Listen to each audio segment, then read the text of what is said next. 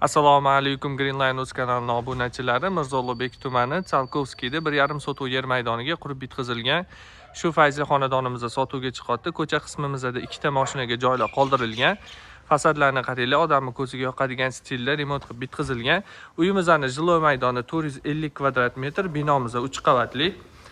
Eshikdan kirishimiz bilan shunaqa joy qoldirilgan. Chap va o'ng qo'limizda bemalol garderoblar qo'ysanglar, so'tga oyoq kiyimlar yechib kiriladi. Remont qaranglar, odamning ko'ziga yoqadigan stilda chiroyli qilib remont qilingan.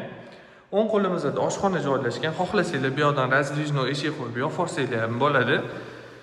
Panoramli oynalar juda ham tinch, elitniy mahallada joylashgan. Teplo pol, santexnika ishlar hammasi yaxshilari qilib qo'yilgan. Chap qo'limizda umumiy hojatxona, ozgina bitmagan joylari bor, inshaalloh bitkazib beriladi.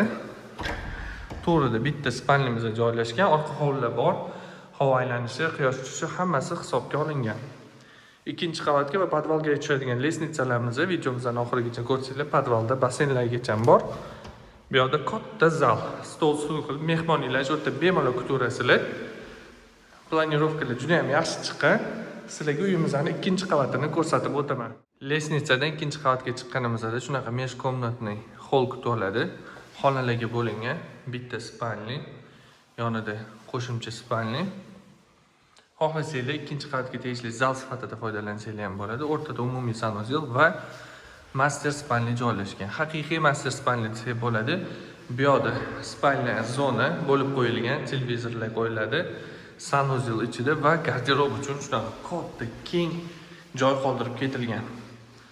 Sizlarga lesnitsadan chiqib uyimizning mansarda qismini ko'rsatib o'taman. Mansardamizga chiqqanda открытый planirovkada qoldirilgan. Xohlasanglar mana gaz suvlar olib chiqib qo'yilgan, letniy kuxnya qilib foydalansanglar ham bo'ladi. Naveslar qilib qo'yib maza qilib o'tirishingiz uchun hamma sharoitlar bor. Sizlarga uyimizning podval qismini ko'rsatib o'taman. Podsvetkali lesnitsadan tushishimiz bilan chap qo'limizda shunaqa dam olish zonasi kutib oladi, basseyn qilingan, saunalari bilan 1,5 sotuvdan maksimum foydalanilgan.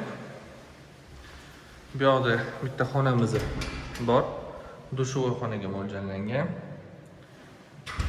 Kotelni va bitta холодный xonamiz bor, kladovka yoki garderob sifatida foydalansanglar bo'ladi.